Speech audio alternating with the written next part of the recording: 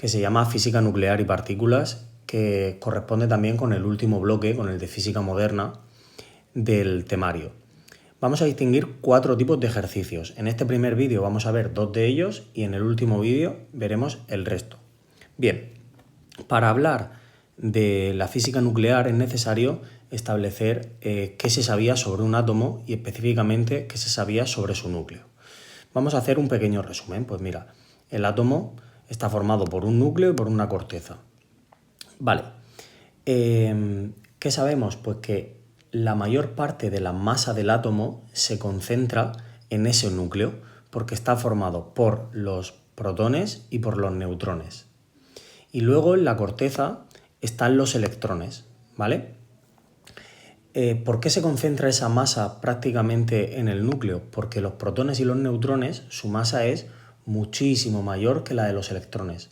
Por tanto, esa masa de los electrones se considera despreciable. La masa del átomo en sí es la masa de su núcleo. Los electrones existen, pero son tan pequeños que su masa no se tiene en cuenta para la masa del átomo. ¿Sí? Muy bien. Si nos acordamos de química, pues así expresábamos cualquiera de los átomos. La X significa el elemento químico, la A el número másico y la Z el número atómico. Os recuerdo que la Z o número atómico era el número de protones que tiene y la A, que es el número másico, son los protones y los neutrones. Se llaman número másico porque representan la masa del elemento y hemos dicho que para la masa contaban los protones y los neutrones que estaban en el núcleo, ¿vale? Para que nunca os olvidéis de cuál va arriba y cuál va de abajo, yo siempre digo que vamos desde la A hasta la Z, de arriba a abajo, de la A a la Z, ¿vale? Bien. En estas 6 imágenes lo que tenemos representada son los isótopos. ¿Por qué? Porque hay que también explicar un poquito, recordar lo que era un isótopo. Mira, primero lo que tenemos aquí son los isótopos del hidrógeno. ¿Esto qué es? Pues nosotros si buscamos en nuestra tabla periódica el hidrógeno, ¿cómo nos sale? Pues en la tabla periódica este es el elemento, el hidrógeno, y sabemos que el número másico es 1, que es lo que nos aparece en la tabla periódica, y el número atómico también es 1. ¿Por qué? Porque si vemos aquí cómo es el hidrógeno, pues lo que vemos es que tiene un protón en su núcleo, no tiene neutrones y después tiene un electrón, ¿vale? Como este numerito de aquí es el número de protones, pues tiene 1, y este de aquí es el número de protones más neutrones, pues un protón más 0 neutrones, pues tiene también 1, ¿sí? Un isótopo es que el hidrógeno está presente en la mayor parte de su forma, tiene este tipo de isótopo. De hecho, es el 99,99% del hidrógeno terrestre tiene esta configuración. Pero hay otros tipos de hidrógenos, que son el deuterio y el tritio. Estos tienen nombres específicos, pero bueno, el deuterio y el tritio, que son mucho menos abundantes en la corteza terrestre, pero que también existen. ¿En qué se diferencian? Pues mirad, el deuterio, por ejemplo, tiene un protón y el número másico es 2, porque también tiene ese neutrón. Y el tritio, pues tiene un protón y tiene como número másico 3. ¿Por qué? Porque tiene 2 neutrones que se le han añadido. Esto es muy, muy, muy importante y de aquí vamos a sacar algunas conclusiones. Para empezar, ¿qué tienen en común los 3 isótopos? Pues que los 3 son hidrógenos, ¿no? ¿Y qué es lo que nunca cambia? Pues lo que no cambia es el número de protones, porque cuando cambia el número de protones, cambia el elemento. Así que el número de protones siempre se mantendrá igual, y si no se mantiene es que ha cambiado el elemento, ¿vale? Lo que sí que podemos ir cambiando es el número de neutrones. Bien, igual nos pasa con el carbono. El carbono, pues tenemos el carbono 12, que es el más presente en la Tierra, que es el que nos aparece en la tabla periódica, y tiene 6 protones y 6 neutrones. El carbono 13 y el carbono 14. El carbono 13 pues sigue teniendo 6 protones y el 14 también sigue teniendo 6 protones. Hemos dicho que nunca puede cambiar porque si no cambia el elemento. Vale, lo que sí que va cambiando son el número de neutrones. el carbono 13 tiene 7 neutrones y el 14 tiene 8 neutrones, ¿vale? Bien, ahora vamos a empezar a fijarnos en esto que pone aquí, que sale que este carbono, el carbono 14, es inestable y radiactivo. Y ahora vamos a explicar un poquito el porqué. Para empezar, quiero plantearos la siguiente pregunta. ¿Por qué no se repelen los protones que forma el núcleo? Porque claro, un núcleo, fijaos por ejemplo en el del carbono 14, pues está formado por muchos protones, ¿vale? Los protones son azules y están todos aquí 1, 2, 3, 4, 5 y 6. Si son todo cargas positivas, ¿por qué no se repelen? Pues porque existe una fuerza que se llama fuerza nuclear fuerte. Esa fuerza nuclear fuerte solo actúa a corto alcance, ¿vale? ¿Y esa fuerza nuclear fuerte qué es? Pues esa fuerza nuclear fuerte es que los neutrones son muy importantes porque son los que ejecutan esta fuerza. Y es que actúan como pegamento y dan estabilidad. Es decir, que estos protones que teníamos aquí pueden formar el núcleo y no se repelen porque están acompañados de los neutrones que permiten que se mantengan juntos. La fuerza nuclear fuerte es más fuerte que la electrostática que ocurriría entre esos protones por tener la misma carga. Entonces sí, los protones se quieren separar, pero le estamos poniendo un pegamento con los neutrones que actúan como fuerza nuclear fuerte. Bien, la pregunta que ya se os tiene que estar ocurriendo es ¿y por qué estos dos de aquí estos dos isótopos son estables y el último, es radiactivo? Si tiene más neutrones, si tiene más pegamento. Pues mirad, la clave está en esto que hemos subrayado, que la fuerza nuclear fuerte solo actúa a corto alcance. Es decir, ese pegamento actúa a corto alcance, aquí también, pero fijaos, cuando tenemos muchos más neutrones, al final estos neutrones que tenemos de más ya están más separados de los protones. Por tanto, crean como un efecto contraproducente. En vez de actuar como pegamento, lo que está haciendo es que sube la masa del núcleo, porque al final nosotros estamos añadiendo neutrones que sí que cuentan para la masa, y ese pegamento no está sirviendo de nada, porque eso ya está a una distancia más considerable y no está sirviendo de nada. ¿Qué ocurre? Que como ese núcleo tiene una mayor masa, pues lo que ocurre es que tiene una mayor energía y entonces es mucho más inestable, ¿vale? Y pues puede ser, como es en este caso, radiactivo, presenta una radiactividad natural. Bien, vamos a continuar. Estábamos hablando de la estabilidad del núcleo, entonces con esto que hemos visto ya podemos plantearnos cómo van a ser nuestros primeros problemas, ¿vale? Van a consistir en esto que vamos a ver ahora. La estabilidad del núcleo. Mirad, la conclusión que acabamos de ver. Los núcleos más estables son los que tienen aproximadamente igual número de protones y de neutrones. A medida que la diferencia es mayor, aumenta la inestabilidad. ¿Por qué? Los protones hemos dicho que no pueden variar. Entonces, si yo varío mucho y meto muchos más neutrones, pues ocurre eso, que ya no actúan como pegamento a corto alcance porque se encuentran más alejados de los protones, porque estoy metiendo muchos de más, incrementan la masa del núcleo y provocan esa inestabilidad. Por esto mismo, llegas a núcleos muy pesados que presentan radiactividad natural. Bien, mirad, los ejercicios que ahora vamos a ver van a consistir en calcular el defecto de masa, calcular la energía de enlace y calcular la energía de enlace por nucleón. Y vamos a explicar un poquito en qué consiste cada uno de ellos. Los protones y los neutrones tienen unas masas por separado, ¿vale? Y cuando se juntan y forman el núcleo de un átomo, esa masa se reduce. Y a eso se le llama defecto de masa, ¿vale? Entonces, el defecto de masa es la diferencia entre, mirad, la Z era el número de protones y esto es la masa de un protón, ¿vale? Número de protones por la masa de un protón, sin estar unidos. Y luego, A menos Z, eso es los neutrones, por la masa de un neutrón. Bien, ¿esto qué sería? Que la suma de estas dos cosas es, vale, pues si yo tengo 6 protones 6 protones multiplicado por la masa de cada protón y más 6 neutrones multiplicado por la masa de cada neutrón, si yo le resto esto que hay aquí, el mx es la masa, la x es del átomo, la masa una vez que se han formado. Esta diferencia siempre va a ser mayor que 0. ¿Por qué? Porque la suma de lo que pesan o de la masa que tienen, mejor dicho, esos protones y esos neutrones por separado siempre es menor que la masa que tienen una vez que forman el núcleo del átomo, ¿vale?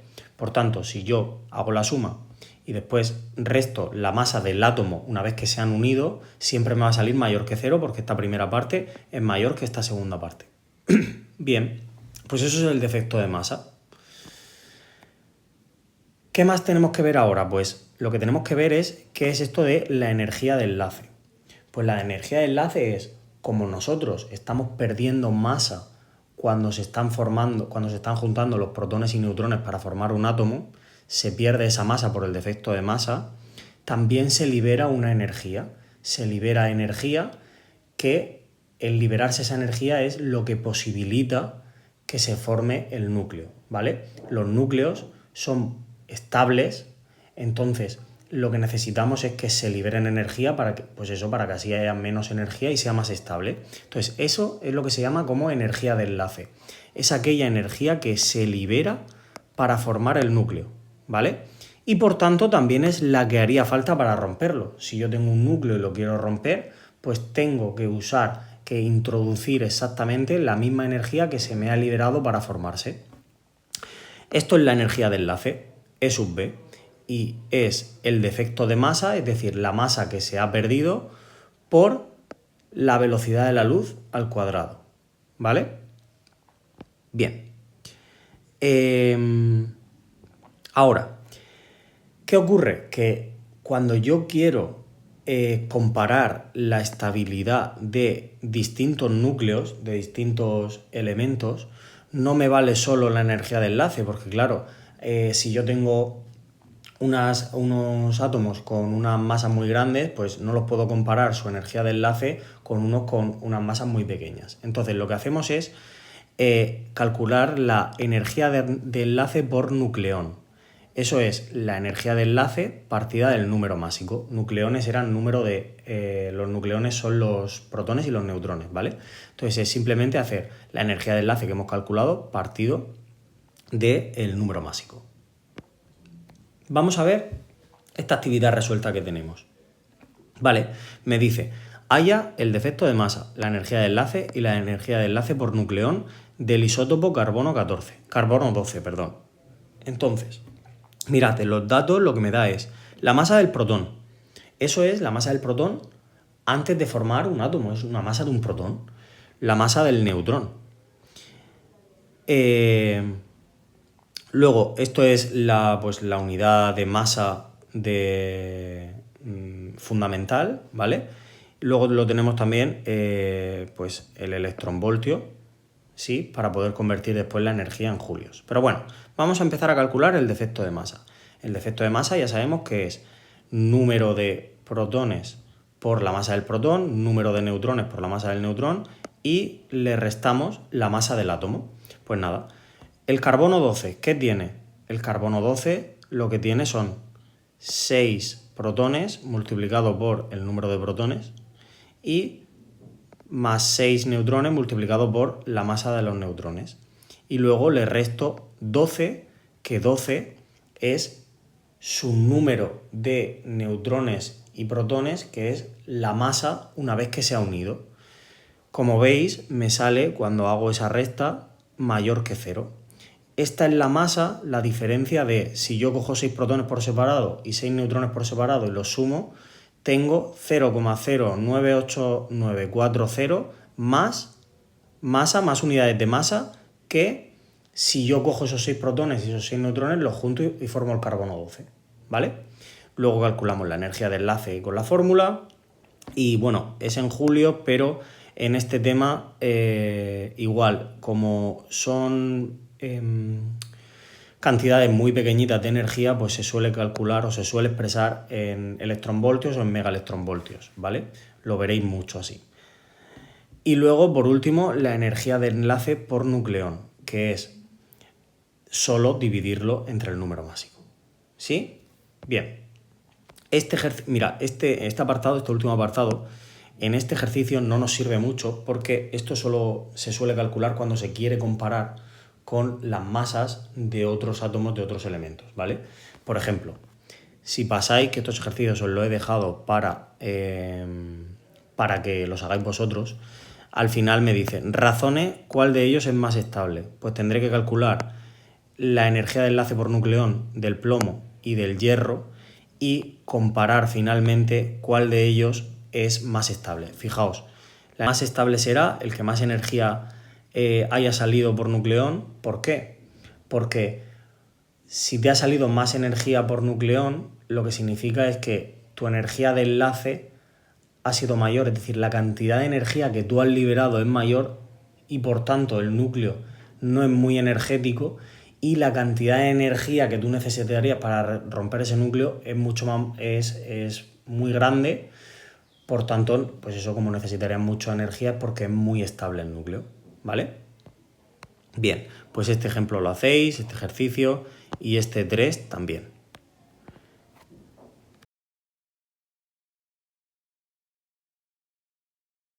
Para ello vamos a hablar de la radioactividad, que ya se nos ha presentado antes porque hemos dicho que algunos átomos tenían un núcleo que era muy inestable y que se emitía esa radioactividad, ¿vale? Se emitían radiaciones, que eso es radioactividad.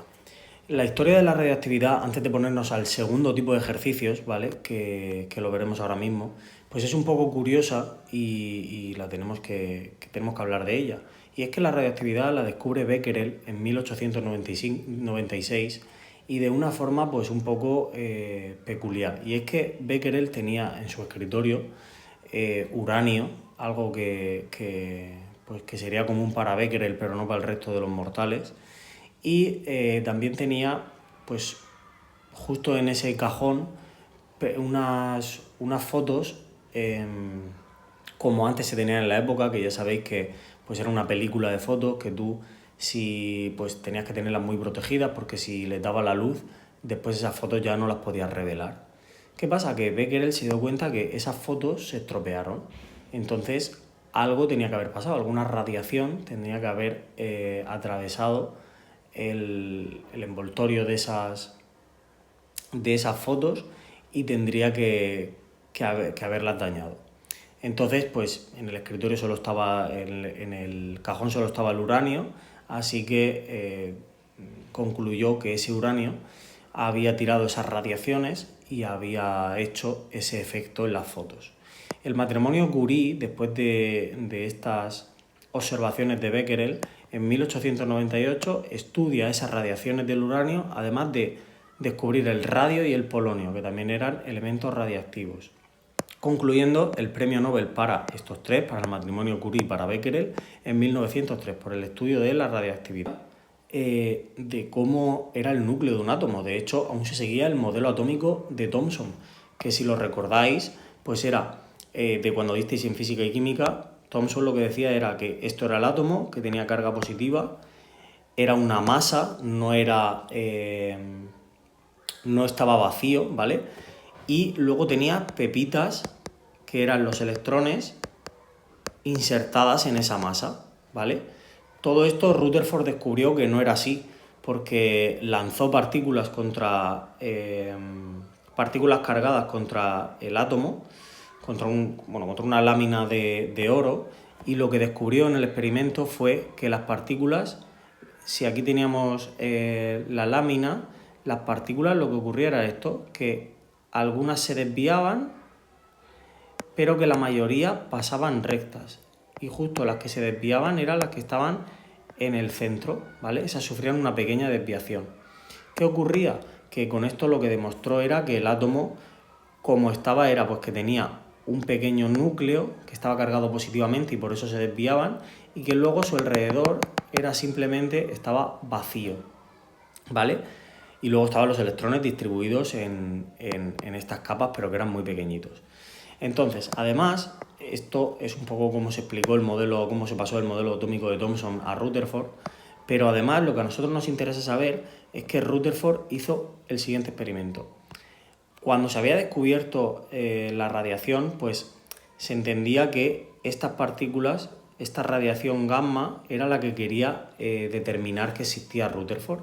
Entonces hizo lo siguiente. Quería saber pues, el signo de esta radiación, ¿no? Cogió uranio y lo pasó a través de un campo eléctrico, ¿no? Y lo que descubrió fue lo siguiente.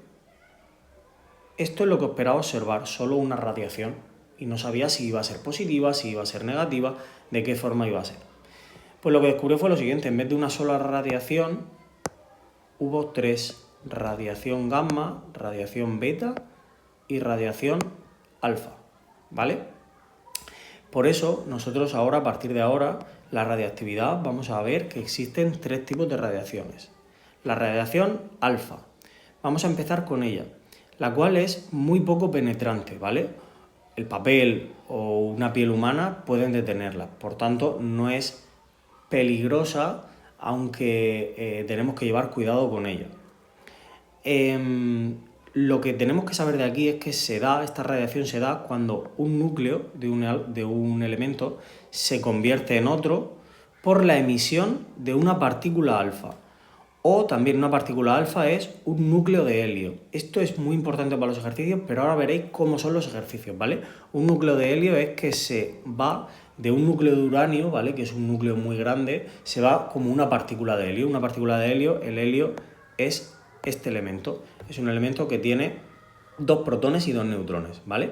Entonces, si ese átomo de uranio pierde una partícula alfa o un núcleo de helio, que también se llama esa partícula alfa, lo que está perdiendo realmente es esto de aquí, ¿sí? Luego, radiación beta. Estas tienen mayor poder de penetración que las anteriores, aunque una fina capa de aluminio las puede detener. Hay 2 tipos de radiaciones beta. Una radiación beta negativa y una radiación beta positiva.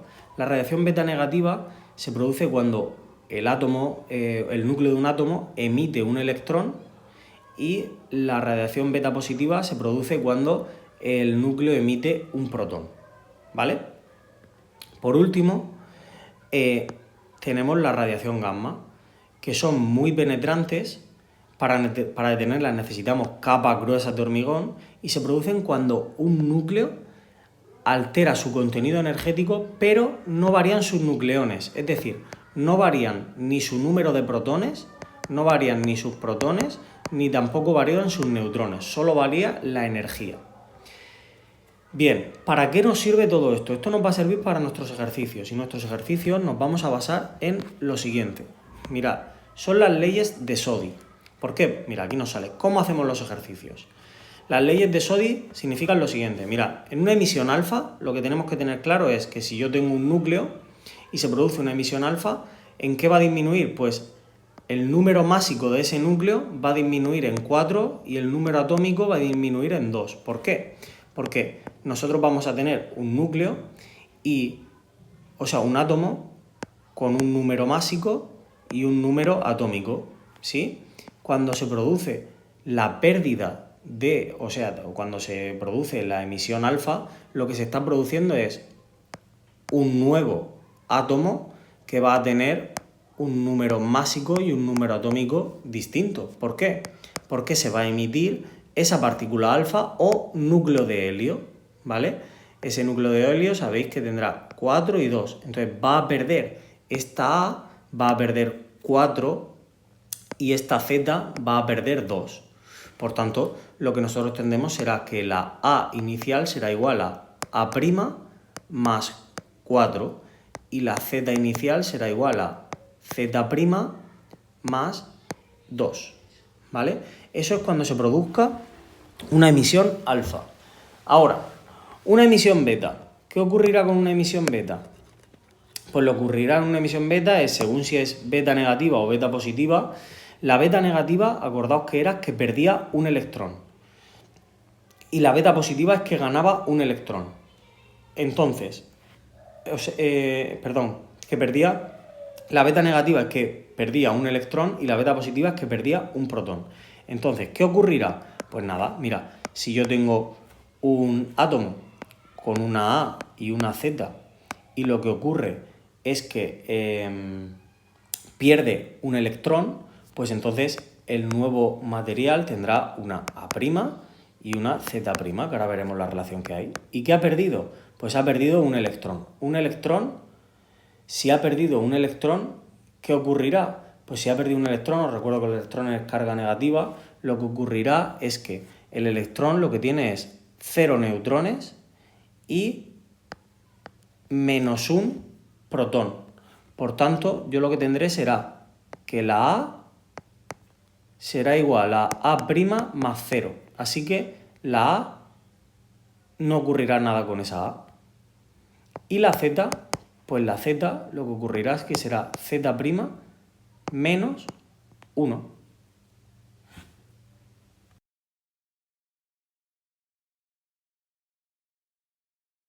Beta positiva. Pues beta positiva es lo siguiente. Yo tengo un átomo que tiene una A y una Z, ¿sí?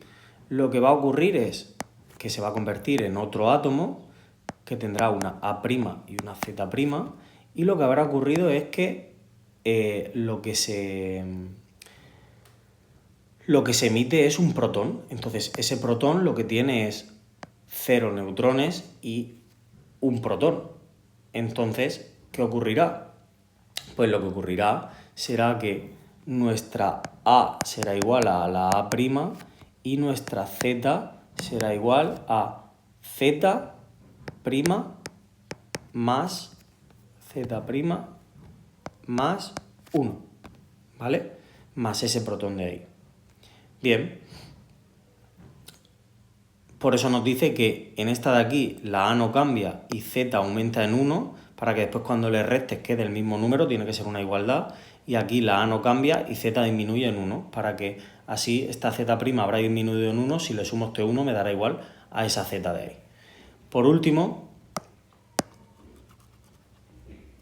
lo que tengo es la emisión gamma, que en esa emisión gamma, si yo tengo un átomo con una A y una Z, cuando se convierta en el nuevo elemento con una A' y una Z', ¿qué ocurrirá? Y una radiación gamma, que la A será igual. Esta radiación gamma no supone que se pierda ningún protón, ni ningún electrón, ni nada. Por tanto, su número másico será igual y su número atómico también será igual. Y se quedará entonces el mismo elemento. Pues luego contestaremos. Vamos a ver, complete y explique las siguientes desintegraciones. Vamos a hacer la A. Me dice que tengo el uranio, ¿vale? Que es 238 como número másico y 92 como número atómico. Se convierte en el torio, que es 234 como número másico y 90 como número atómico. Entonces, ¿qué habrá ocurrido aquí?